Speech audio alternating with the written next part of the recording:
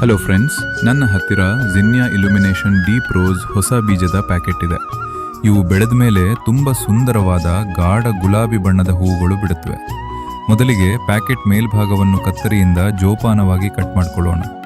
ಒಳಗಿರೋ ಸಣ್ಣ ಬೀಜಗಳು ಕೆಳಗೆ ಚೆಲ್ಲದಂತೆ ಹುಷಾರಾಗಿ ತೆಗಿಬೇಕು. ಪ್ಯಾಕೆಟ್ ಒಳಗಡೆ ಒಂದು ಚಿಕ್ಕ ಇನ್ಸ್ಟ್ರಕ್ಷನ್ ಗೈಡ್ ಇದೆ. ಇದರಲ್ಲಿ ಬೀಜಗಳನ್ನು ಎಷ್ಟು ಆಳಕ್ಕೆ ನೆಡಬೇಕು, ನೀರು ಹೇಗೆ ಹಾಕಬೇಕು ಮತ್ತು ಎಷ್ಟು ದಿನಕ್ಕೆ ಮೊಳಕೆ ಬರುತ್ತೆ ಅನ್ನೋ ಪೂರ್ತಿ ಮಾಹಿತಿ ಇರುತ್ತೆ. ಗಿಡ ನೆಡುವ ಮುಂಚೆ ಈ ಗೈಡ್ ಒಮ್ಮೆ ಓದಿಕೊಳ್ಳೋದು ತುಂಬ ಒಳ್ಳೆಯದು. ಈ ಗೈಡ್ ಹಿಂಭಾಗದಲ್ಲೇ ನಮಗೆ ಬೇಕಾದ ಮೇನ್ ಸೀಡ್ ಪ್ಯಾಕೆಟ್ ಇದೆ. ಬೀಜಗಳು ಹಾಳಾಗದಿರಲಿ ಮತ್ತು ತೇವಾಂಶ ತಾಗದಿರಲಿ ಅಂತ ಇದನ್ನು ಒಳಗಡೆ ಸೀಲ್ಡ್ ಕವರ್ನಲ್ಲಿ ಕೊಟ್ಟಿರ್ತಾರೆ.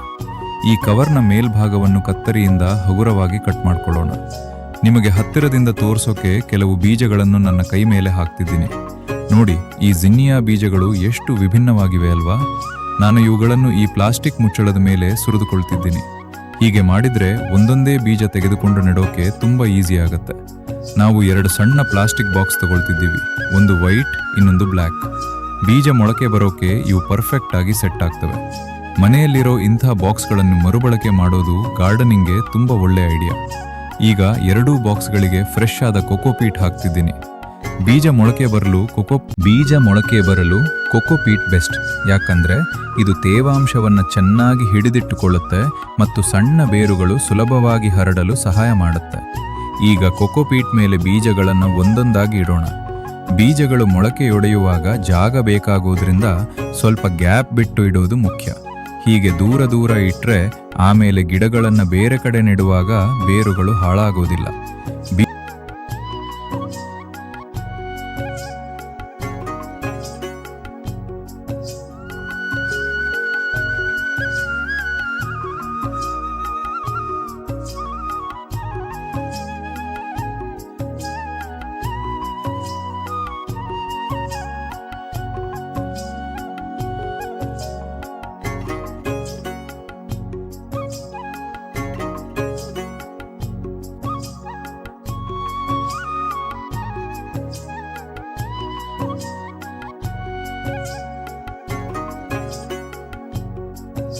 ಬೀಜಗಳನ್ನು ಜೋಡಿಸಿದ ಮೇಲೆ ಅವುಗಳ ಮೇಲೆ ತೆಳುವಾಗಿ ಕೊಕೋಪೀಟ್ ಚಿಮುಕಿಸಿ ಮುಚ್ಚಬೇಕು.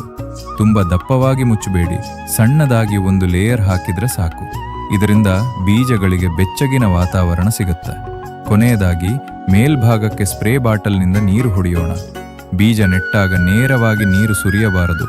ಹಾಗೆ ಮಾಡಿದರೆ ಬೀಜಗಳು ಕೊಚ್ಚಿ ಹೋಗುತ್ತವೆ. ಈ ರೀತಿ ಸ್ಪ್ರೇ ಮಾಡಿದರೆ ತೇವಾಂಶ ಸಮನಾಗಿ ಹರಡುತ್ತದೆ.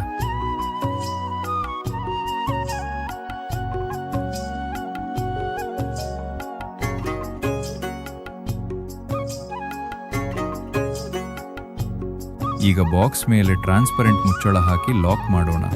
ಹೀಗೆ ಮಾಡೋದ್ರಿಂದ ಒಳಗಡೆ ತೇವಾಂಶ ಹಾಗೇ ಇರುತ್ತೆ. ಇದೊಂದು ಮಿನಿ ಗ್ರೀನ್ ಹೌಸ್ ಥರ ಕೆಲಸ ಮಾಡಿ ಬೀಜ ಬೇಗ ಮೊಳಕೆ ಬರಲು ಸಹಾಯ ಮಾಡುತ್ತೆ. ಇದನ್ನು ಹೀಗೆ ಮುಚ್ಚಿಟ್ಟು ಮುಂದಿನ 14 ದಿನಗಳಲ್ಲಿ ಹೇಗೆ ಮೊಳಕೆ ಬರುತ್ತೆ ಅಂತ ನೋಡೋಣ. ಸಣ್ಣ ಚಿಗುರುಗಳು ಬಂದಾಗ ಪಾರ್ಟ್ 2 ವಿಡಿಯೋ ಹಾಕ್ತೀನಿ. ಅದಕ್ಕಾಗಿ ಈಗಲೇ ಚಾನಲ್ಗೆ ಸಬ್ಸ್ಕ್ರೈಬ್ ಮಾಡಿ, ಬೆಲ್ ಐಕಾನ್ ಒತ್ತಿ.